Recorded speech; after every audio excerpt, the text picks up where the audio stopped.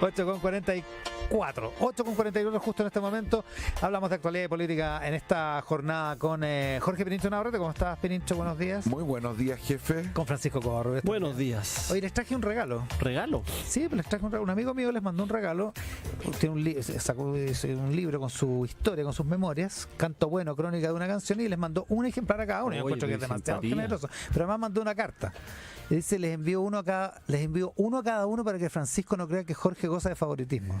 Se nota que escucha el programa. Claro. Y las quejas permanentes Covarrubias. Dice que ustedes dos...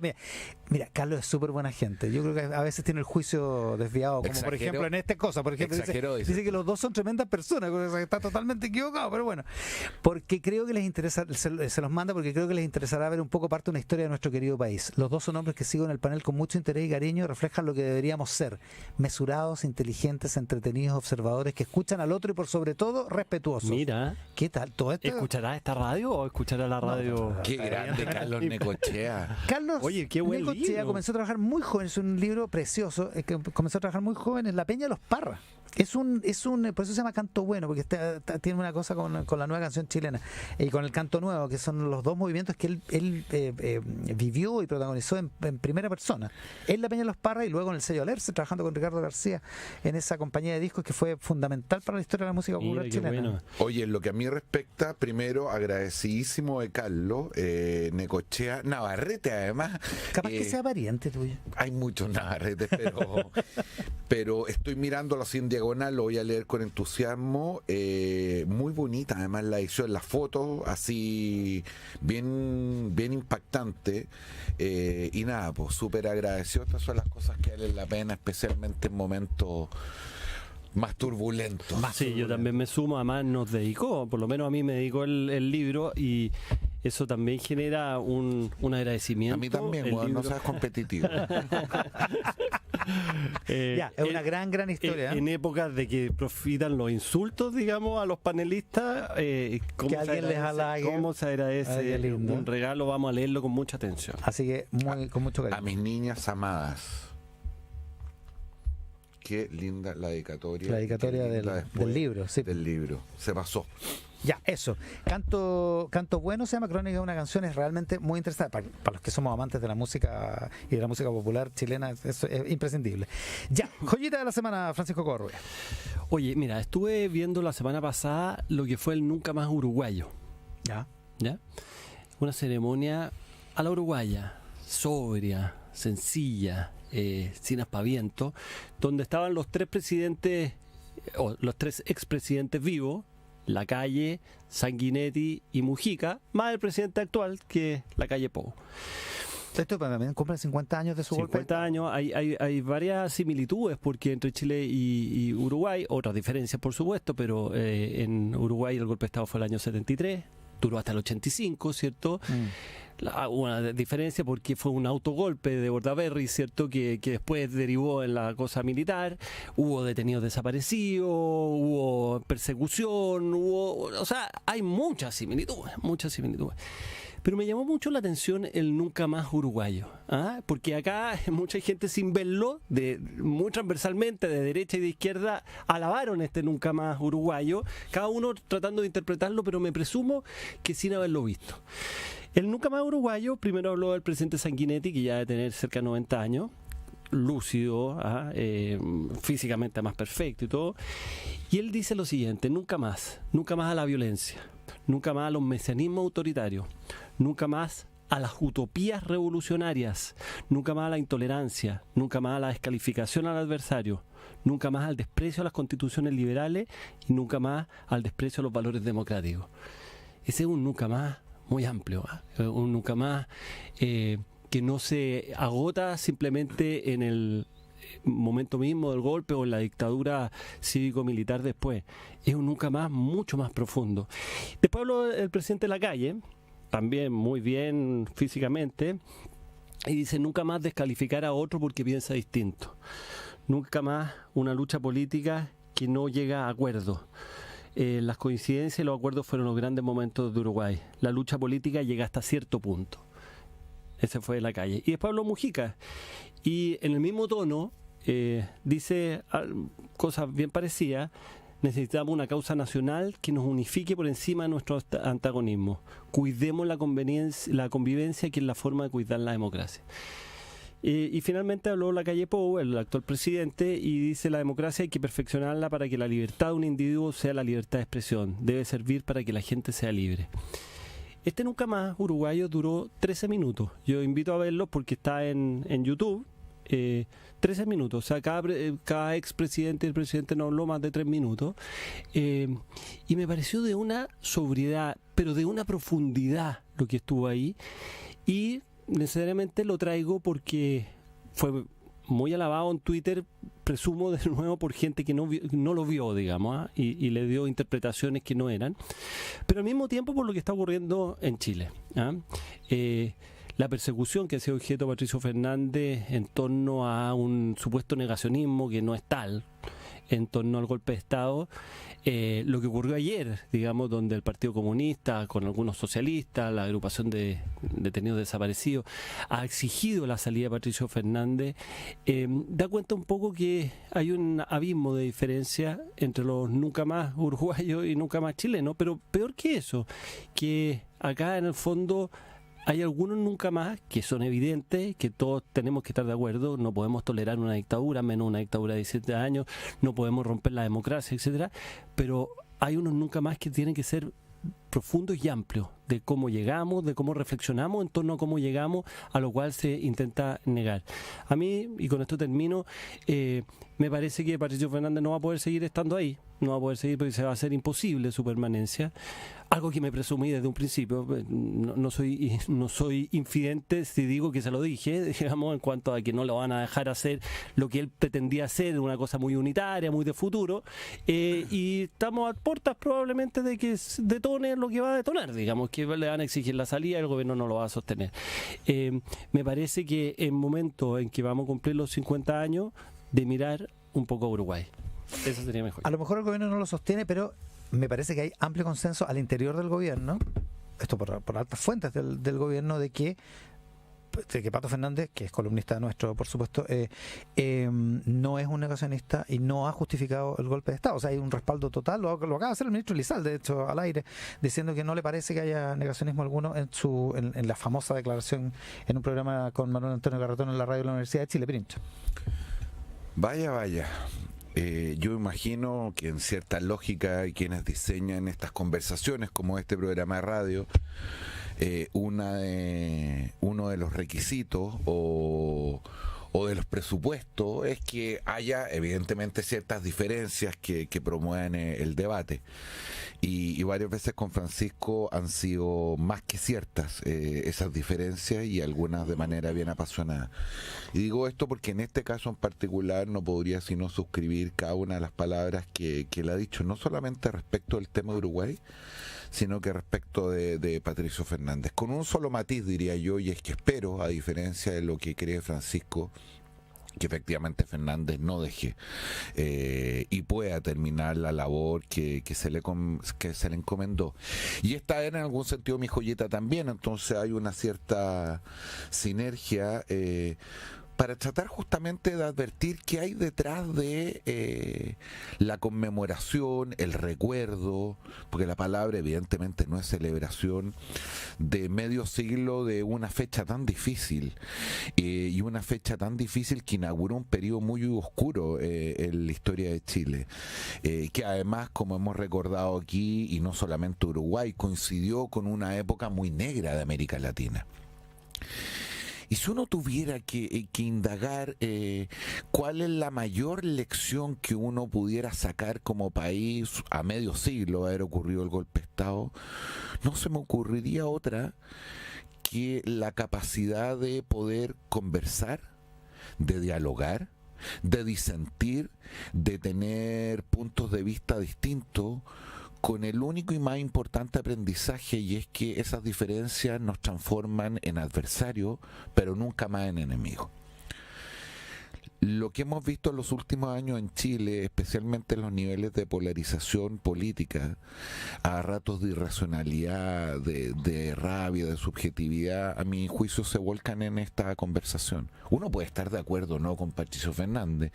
Quiero decir, dicho sea de paso, de que después de toda esta batahola escuché completo el programa con Garretón, después escuché las propias explicaciones que Garretón da de manera unilateral y justamente contribuyendo a contextualizar lo que había dicho Patricio. Que es una defensa de Fernández. Total. Absolutamente. Y está muy lejos de ser un negacionista. Insisto, uno podría incluso disentir respecto a la perspectiva que tiene. Pero ¿qué sentido o cuál es el objetivo de esto sino justamente reflexionar sobre lo que ahí ocurrió? Y reflexionar no solamente respecto de quienes pensamos de una manera, sino que reflexionar respecto de quienes lo miran de una forma distinta, de nuestros padres y de nuestros abuelos que se enfrentaron de manera muy dura, donde se quebraron familias, donde se quebraron historias, donde mucha gente perdió la vida. Es decir, ¿qué otro sentido tiene recordar estos 50 años sino justamente poder tener esta reflexión con la pausa y con la mayor tranquilidad que a la distancia del tiempo? En eso, fíjate que uno pensaría que 50 años permiten esa pausa, pero sin embargo todo parece indicar que no está esa pausa y tendrán que ser, no sé, los sociólogos, quizás los psicólogos quien lo explique por qué ocurre eso y por qué está ocurriendo, pero con un agregado. Los 80 fueron un momento en los cuales la izquierda hizo una profunda reflexión sobre la unidad popular. Y con el paso del tiempo, paradójicamente, se ha ido difuminando y se ha ido haciendo una especie de mito en torno a la unidad popular por parte de la izquierda.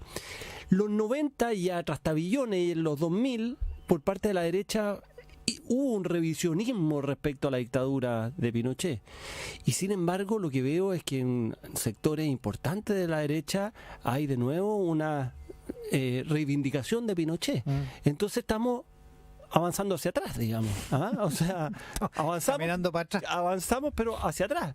O sea, en vez del el revisionismo que existió para ver los excesos, los atropellos a la democracia de la unidad popular que hizo la izquierda y que hoy día convierten a Allende en una mitología. La forzada reflexión que hizo la derecha, incluso saca de los principios de los partidos políticos, la UDI y Renovación Nacional, los dos tenían en torno al 11 de septiembre, al gobierno militar. La forzada reflexión que hacen sobre la dictadura se empieza a difuminar y empieza a Pinochet a aparecer nuevamente como una persona realmente casi mitológica. Y por lo tanto es bien lamentable porque 50 años no son nada por un lado, pero al mismo tiempo 50 años que no nos permiten mirar esa mirada de futuro que uno ve en Uruguay con los expresidentes y el presidente actual, como decir, mira, lo único claro aquí es que tenemos que entre todos cuidar la democracia para que esto nunca más vuelva a pasar. Eso no lo tenemos aquí. Otra arista, la decía Ascanio Cavallo ayer en página 13, anoche, que sugiere Ascanio que este intento contra Pato Fernández de alguna manera dinamita la posibilidad de la conmemoración unitaria, porque intenta imponer una especie de relato respecto de los 50 años. Eso es lo que parece estar en juego en el fondo de esta controversia. Lo que pasa es que llevado al extremo, eso es correcto, sin embargo, todavía antes eso es legítimo, me explico. Es decir, en una conversación uno lo que hace es poner un punto de vista, sin duda, claro, y una convicción, y tiene la legítima aspiración de convencer al resto de esa mirada, de ese diagnóstico, y quiero suponer también con la humildad de dejarse convencer, pero no hay que confundir. Y esa es la gran gracia de la conversación. No hay que confundir el hecho de que podamos dialogar de manera razonada, llegar incluso a un cierto principio mínimo de acuerdo sobre la base de pensar totalmente distinto. Esa es la gracia. En este caso en particular, el problema no es que haya personas que tengan un cierto relato de uno u otro lado de lo que ahí ocurrió antes, durante y después, sino la pretensión de imponerlo.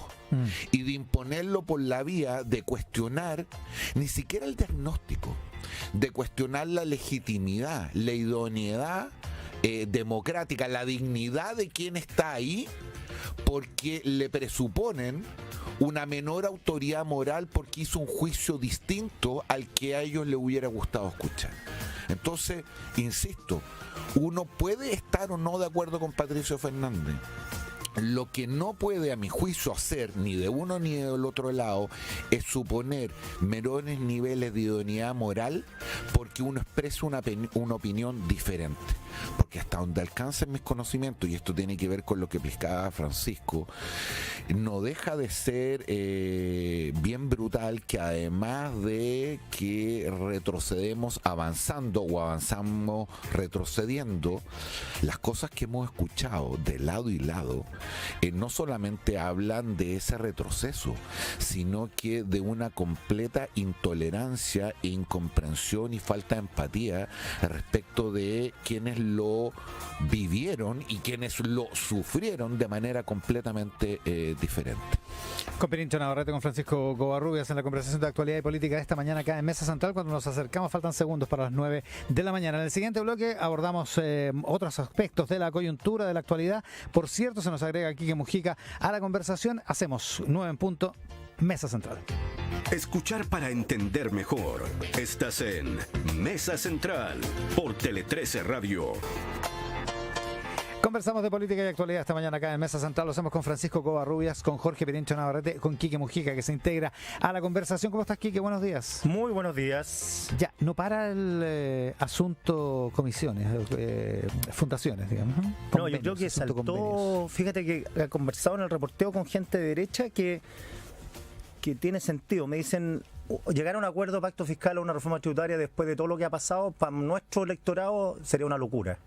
O sea, ¿cómo van a pasarle plata a un gobierno, así lo ejemplifican, que malgasta y que entrega plata a su amigo? Entonces, esto de las fundaciones callampas, como la denominó Covarrubias, le pega, tiene una colateral que es reducir la posibilidad del pacto fiscal, el famoso pacto fiscal, que grosso modo tiene las patas, son en el fondo lo que se estaba conversando, era mayor crecimiento, tener eso en la agenda, mayor eficiencia en el gasto público, o sea, armonización del Estado, menos evasión y elusión y mayor impuesto. Esa es la reforma tributaria. Esas eran las 4 patas que se estaba conversando. Ahora la derecha dicen, la verdad que por ahora no tenemos ni un incentivo para el famoso pacto fiscal, y se ha ido bajando la intensidad de eso, y en la medida que se sigan conociendo que uno puede decir no tienen relación los montos de los choreos estos con una reforma tributaria. La reforma tributaria y con todo eso, pero la política es la política, como dice Pirincho, lo más parecido a la política. Entonces la derecha dice, ahora no están las condiciones dadas para llegar a un acuerdo, mientras esto no se resuelva. Lo de todos los días aparecen 115 por acá, millones, 62 por allá, 400 por acá. Entonces parece que el famoso pacto fiscal no flota por ahora. Da la impresión, ¿no? Después de lo que dice Marcela ayer, Francisco Covarrubias. Bueno, alguien bautizó esto como pacto fiscal y pasó de la reforma tributaria al pacto fiscal, y fue hay bautizos que son exitosos y otros que no. Este fue exitoso porque todos empezaron a hablar del pacto fiscal. Yo no sé qué significa un pacto fiscal si no hay realmente un pacto en distintas cosas y no solamente una reforma tributaria como era la que ha planteado el gobierno. O sea, no sé en qué momento pasa de reforma tributaria a pacto fiscal si no se le ha agregado nada más. Y todo lo que dice el Quique respecto a las agregaciones, a mí me da la impresión que podría llegar a flote en la medida que haya algo que sea costoso para el gobierno y un triunfo, digamos, para la oposición, porque efectivamente la reforma tributaria en su fase inicial solamente era aumentar impuestos, y eso hoy día no flota, y no flota por 2 motivos. Uno, porque tenemos una crisis de crecimiento brutal, donde realmente para este gobierno la palabra crecimiento no existe. En la última discurso del presidente Boric se nombró creo que 3 veces la palabra crecimiento y no sé, 50 veces reforma tributaria. Entonces esa es la relación, y tenemos los indicadores que siguen saliendo. Ayer salió el IMASEC sin crecimiento, ¿cierto?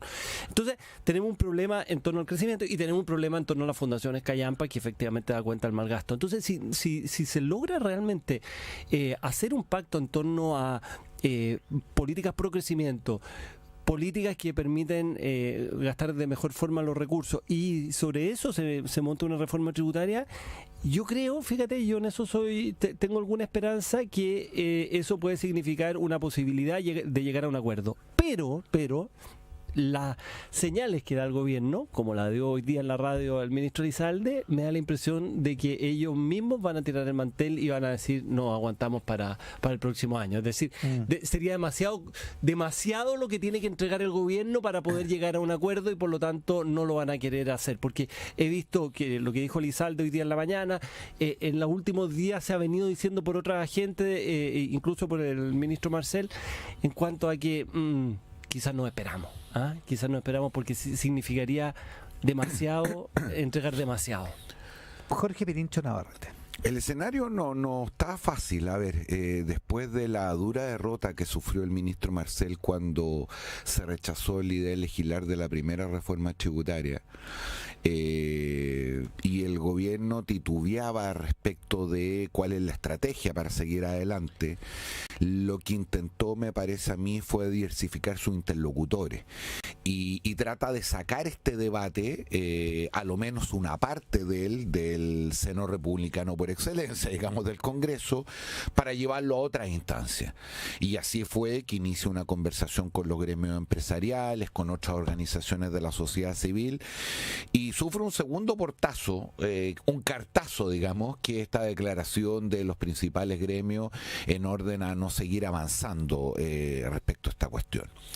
Y lo que había hecho el ministro, como dice Francisco en un bautizo exitoso, era cambiar el marco general de acuerdo y que ya no solamente tenía que ver con subir impuestos, sino que con terminar con espacios importantes de elusión, de evasión, incentivos a la inversión para efectos del crecimiento y modernización del Estado, porque lo tercero que golpea muy fuerte, me parece a mí, al gobierno y particularmente al ministro, son estos escándalos de traspaso a muchas fundaciones respecto de las cuales se ahonda en ¿para qué vamos a hacer una reforma tributaria si el Estado no está gastando de buena manera los recursos? ¿Dónde está, a mi juicio, la oportunidad que quizás tiene el gobierno? El orden de los factores sí altera el producto. Y por lo tanto partir al revés. Es decir, ¿cuáles son aquellos proyectos de verdad en materia de modernización del Estado y especialmente de mayor eficiencia de gasto, tema largamente discutido y conversado por todos los gobiernos, pero por ninguno asumido? ¿Cuáles son ahora ya esos proyectos? ¿Cuáles son después los incentivos a la inversión? Porque incluso desde una cultura de izquierda debería entenderse que no hay mejor política social que aquella que no es sustentada primero por el crecimiento económico, obviamente bien distribuido, porque aquellos que tenemos o tienen una vocación igualitarista saben que para distribuir primero hay que generar. Tercero, los espacios de evasión y elusión, y solo al final el alza de impuestos. Creo que si se altera la prioridad y el orden de la conversación, es más fácil o más posible o menos complejo poder llegar a un acuerdo. ¿Pero tú crees que hay piso para eso en el gobierno? A mí me cuesta creer que haya consenso de eso. Pero sí, da la impresión de que es la intención de Marcel. Pero el punto es, Marcel. El punto es si hay una coalición que lo apoya. Exacto. Yo creo que ese es lo complejo de lo que tú dices, porque yo estoy de acuerdo en que esa es una oportunidad para el gobierno y que podría llegar a buen puerto. Pero me temo, y esto también puede pasar con la reforma previsional, que las dos almas finalmente de la coalición acá hacen como ese ejemplo de Buridan en la Edad Media, del burro que está a igual distancia de dos montones de comida que se muere porque no se logra decidir para dónde ir, más o menos pasa parecido, digamos, que ha inmovilizado finalmente el gobierno y no puede hacer nada porque las dos armas del gobierno son más fuertes. Pero mirémoslo un poco ahora en términos políticos. Yo sé que esta puede ser una lectura un poco chica para algunos, pero si es que efectivamente lo que hemos venido asistiendo es una disputa entre lo que ya largamente se ha venido a denominar las dos almas, dos sensibilidades, dos culturas distintas de la izquierda que conviven al interior del oficialismo y que el presidente, entre otras cosas, trata de administrar y conceda una y otra según la ocasión o según su propia convicción. Lo que uno no podría sino reconocer es que no con la velocidad que muchos quisieran, esa es una disputa en la que ha ido ganando espacio el sector más socialdemócrata, más de los 30 años, más exconcertación, contra lo que eran los sectores fundantes de Aprodignidad y particularmente el Frente Amplio. La pregunta es, esta última disputa a propósito del traspaso a fundaciones, algunas de ellas que se están cuestionando, otras que son parte de lo que ha sido la normalidad en la intermediación de la política pública del país, ¿a quién afecta más?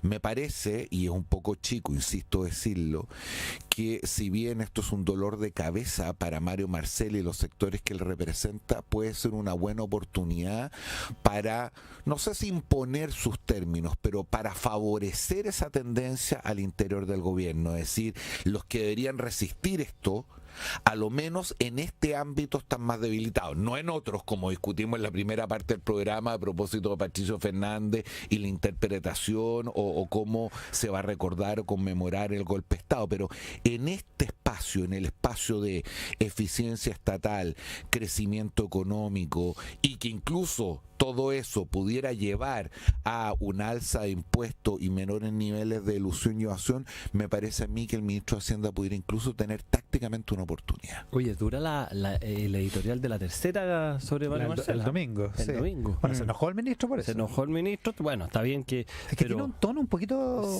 pasado duro. rosca, ¿no? Es poco habitual. Yo he escrito hartas editoriales en mi vida. Claro. Escribo hartas editoriales. Sí, claro. He escrito. Sí. No. Presente. Pero la conjugación de los verbos aquí es una cosa muy importante. En Chile estamos poco acostumbrados a una cosa tan frontal. Bueno, lo había hecho La Tercera antes con el propio presidente. Sí, lo hizo con el presidente. Está inaugurando quizá una forma distinta, muy habitual en el resto del mundo. En España, por ejemplo, los editoriales son muy frontales. Sí. En Chile estamos acostumbrados a los editoriales, digamos que si le van buscando, digamos. Sí. Muy duro. Y se enojó efectivamente Marcel. Bueno, da lo mismo que se enoje o no se enoje, pero fue muy frontal. Y pone en entredicho finalmente la coherencia del ministro de Hacienda, pero por otra parte el ministro de Hacienda tiene que navegar en esto. Si te ponen en entredicho la coherencia, es para enojarse. Sí, pues para enojarse, pero es cierto que ha tenido como el baile, no tengo idea, como la lambada para allá y para acá. La lambada. Pero se nota que Covarrubia no es un experto. Es decir, no sé si... Lambada no ha bailado, definitivamente. Claramente no. Ahora yo me imagino que sí baila apretado en un viejo dicho que ocupaban nuestros padres. Pero es que este es el caso que no es el baile apretado. No sirve para la metáfora. No sirve para la metáfora, pero la rodilla incursiona de manera bien temeraria en la lambada, te quiero decir. Sí, pues la lambada sí. Bueno. Ahora, en la reforma previsional pasa algo parecido. Le preguntamos al ministro Elizalde por una proposición que hace Renovación Nacional anoche, la ponen, donde dice, el punto de partida es no se deroga el decreto de ley 3.500, que es una de las bases de la propuesta del gobierno, porque es el decreto de ley que creó las AFP. Y el ministro insiste en una cosa de la que el gobierno no se ha salido los últimos 3 meses con la reforma previsional, que es que su línea roja es que aumenten las pensiones actuales. Su línea roja no es que se terminen las AFP ahora. Eso es lo que yo leo en la respuesta que da. De hecho, pero ¿eso significa que el 6% da lo mismo donde vaya? No, yo creo que tiene que ser una mitad y mitad, una cosa así, porque ya entregaron 2, supongo que para negociar 3 y 3, y por lo tanto eso yo creo que puede pasar en la oposición, y lo que quedaría efectivamente es la AFP. Si el gobierno propone una AFP estatal y que conviva con la AFP actual, yo creo que hay espacio para llegar a un acuerdo, pero realmente no sé si es o no es una línea roja, por lo menos en una parte importante de la coalición sí lo es. O sea, lo que pasa es que esto ha ido cambiando, es decir, recordemos, ¿para qué decir de que el proyecto de reforma previsional que se presenta presentó dista mucho del que escuchamos que podía eventualmente presentarse en la mitad de los debates y el calor de la primera vuelta. Sí, el propio presidente lo reconoció. Efectivamente. ¿Cuáles eran las grandes líneas rojas que tenía el gobierno respecto a las cuales evidentemente, y porque han cambiado las condiciones de posibilidad de la política, ha tenido que retroceder? La primera era que la cotización adicional no fuera a cuentas individuales, sino que un sistema de subsidios cruzados. Era el 6%. La segunda es que se iba a separar la industria en las tareas de administración y en las tareas de inversión, con el agregado de que la administración iba a estar a cargo de una suerte de monopolio estatal, el ISP en este caso. Y la tercera es que cualquier reforma tenía que a lo menos significar un aumento de las pensiones ahora. ¿Qué fue lo que ocurrió, a mi juicio? Además de que la PGU en algún sentido relativizó la urgencia de la línea roja de subir las pensiones ahora, especialmente para los sectores más vulnerables. Claro, porque te solucionó el problema para la gente más pobre. Y efectivamente. subió la tasa de reemplazo. Claro. Sí, pues, yo creo al que quintil más bajo, claro, la tasa de reemplazo. el debate público instaló dos conceptos con mayor o menor justicia, lo podremos discutir después, pero hemos aprendido que en la política las cosas es más importante como parecen a como son.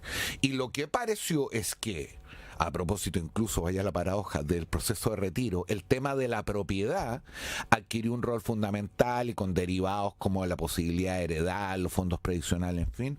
Y lo segundo, la libertad de elegir. Son, me parece, dos cosas que calaron en la opinión pública más que en el debate político, que recoge esta limitación, y el gobierno ha tenido que empezar a retroceder respecto a las dos. ¿Hasta cuándo va a retroceder? Ya, pues, es la pregunta que tenemos que averiguar. Pero ¿tú creís que hay espacio para que el gobierno diga, mira, estoy dispuesto a que se mantenga la AFP y cree una AFP estatal?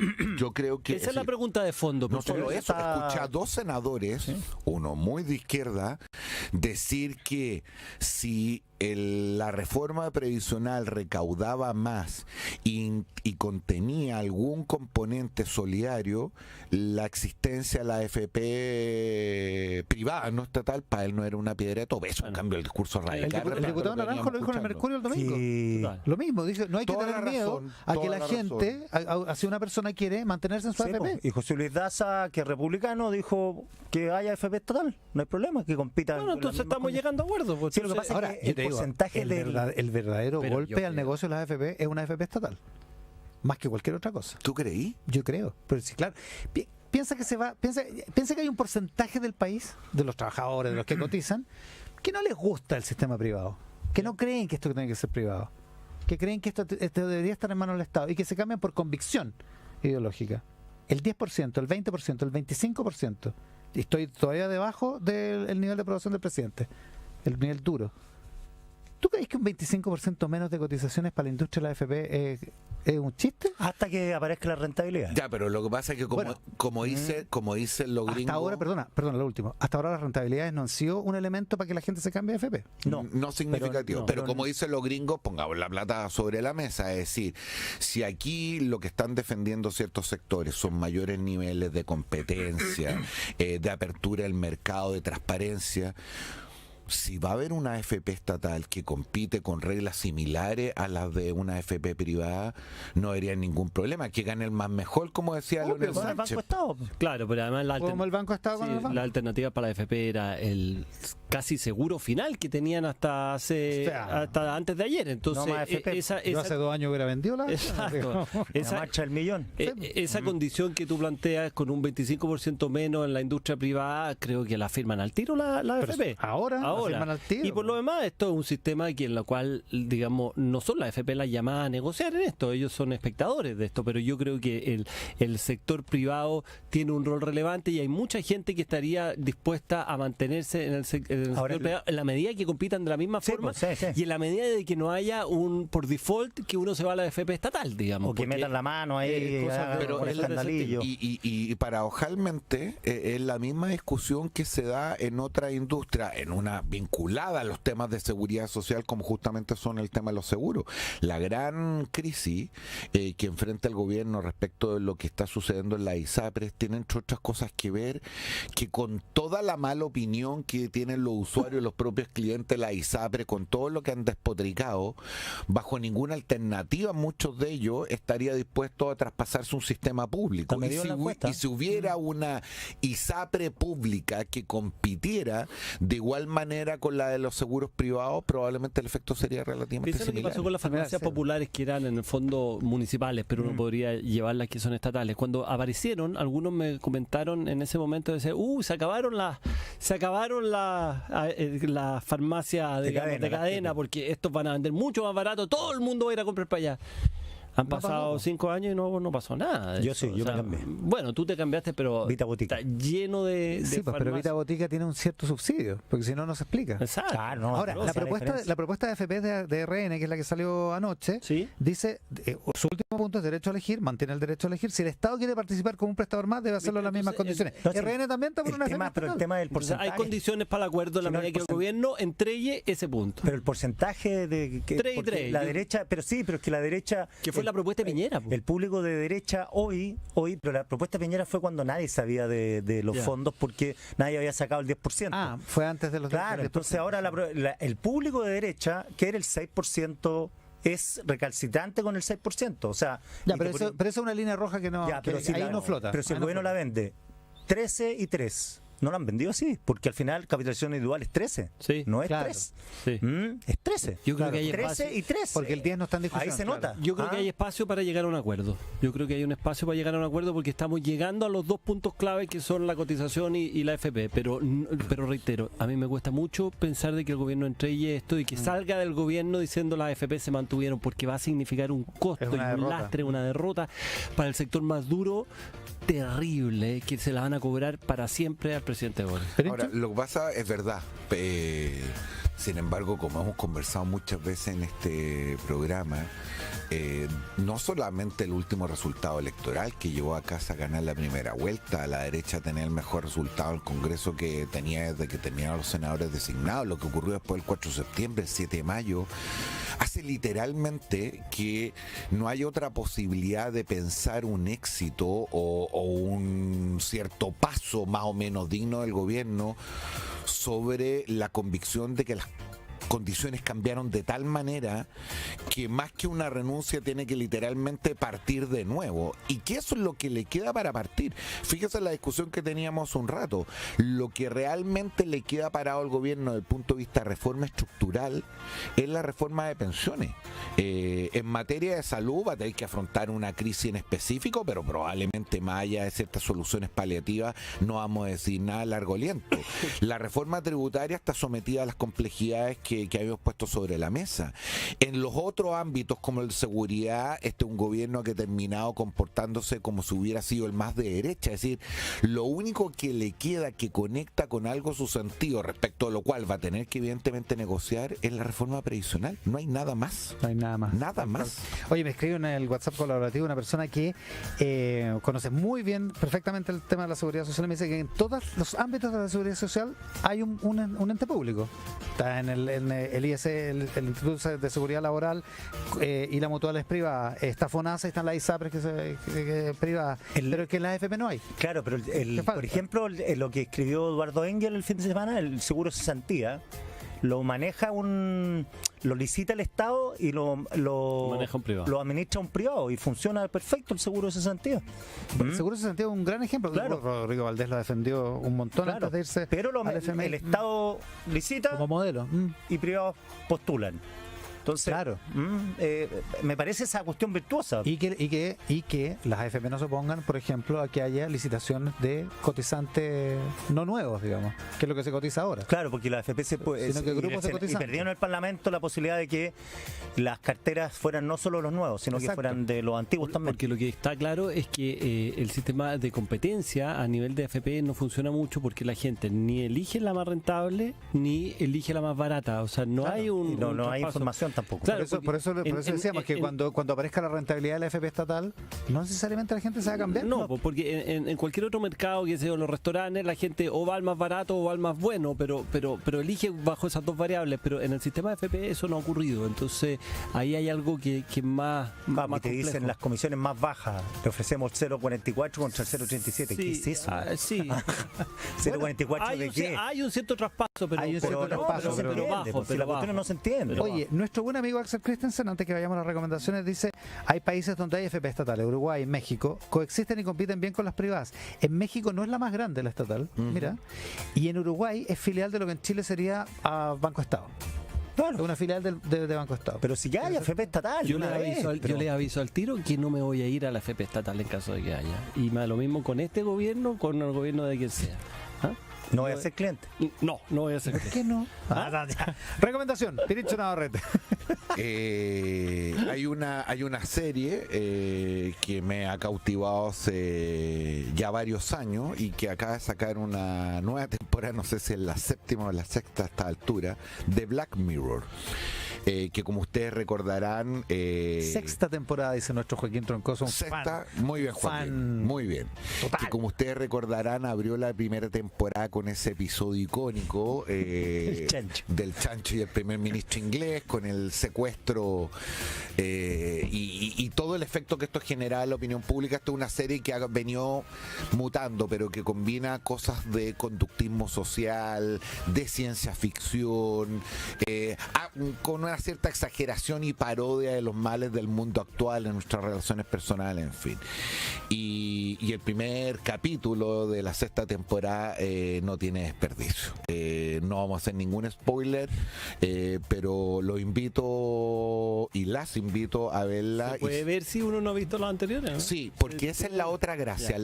No solamente de las temporadas, cada capítulo es independiente. Son unitarios. Hay algunos lujos, creo que en la quinta temporada, me corregirá Joaquín, o en la cuarta, el capítulo final recogía como algunas dimensiones de los capítulos anteriores. Sí, ahora lo que sí, los más antiguos fueron muy adelantados y ahora te pueden parecer un poquito más... esto lo estoy viendo ahora. Claro. Pero los más antiguos, los primeros... Yo vi los primeros, ¿no? Pusieron temas como el chancho, Sí, que era un tema que todavía no estaba en fondo de... Esto cuando, por ejemplo, el medio trata de no cubrir la noticia y empieza a aparecer en redes sociales. Claro. Y ahora eso ya es un desde. Eso ya, claro. Es un Total. desde. Exactamente, ha ido evolucionando, pero en cosas vinculadas al tema de las redes, a las relaciones personales, a la miseria humana, ciertos mundos que antes nos parecían completamente lejanos y que están a la vuelta de la esquina. Es decir, cuando uno ve lo de inteligencia artificial, ahora, claro, varios capítulos de Black Mirror de las primeras temporadas, ¿qué tal? No son tan Y lo que revela cómo ha sido exponencial el cambio, ¿sí? Porque todos los científicos, las mentes pensantes del mundo dicen, siempre hemos cambiado revolución científica, pero nunca había habido un cambio tan brusco, a esa tan velocidad. Y claro, son 6 temporadas. La cuarta temporada es la que termina con Oso Blanco. Ese es el capítulo. No sé si Joaquín Troncoso es un conocedor. Bien troncoso, bien. Míralo. Ahí está. Nunca lo había visto tan rápido. Tiene sus cosas este cabro. Ya, recomendación, Francisco Covarrubias. Quiero recomendar un libro que me recomendó una colega de la universidad y que me pareció súper entretenido, de un argentino que se llama Martín Kohan, y se llama Hola, que es la forma como se responde el teléfono en todas partes menos en Chile. Hola. Hola. En Chile, ¿cómo es? Aló. no sé por qué. Aló. ¿De dónde vendrá el aló? No sabemos. Joaquín Troncoso lo mejor sabe. Joaquín Troncoso lo vio en Black Mirror. Pero en todas partes del mundo Sí, se pues, contesta hola. Y el libro se llama Hola, un requiem para el teléfono.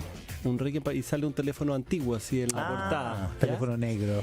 Es súper interesante porque al final es como un recorrido por un mundo que se fue, de cómo el teléfono significaba y se insertaba en la sociedad, todo lo que significó, digamos, son muy de recuerdo desde la guía telefónica a las contestadoras telefónicas, pero el teléfono pasa a ser, como quien dice, una excusa para hablar de una sociedad que ya se fue, de un periodo, de un tiempo que ya se fue, lleno de recuerdos, pero al mismo tiempo con reflexiones súper entretenidas, con un tono de humor bien argentino.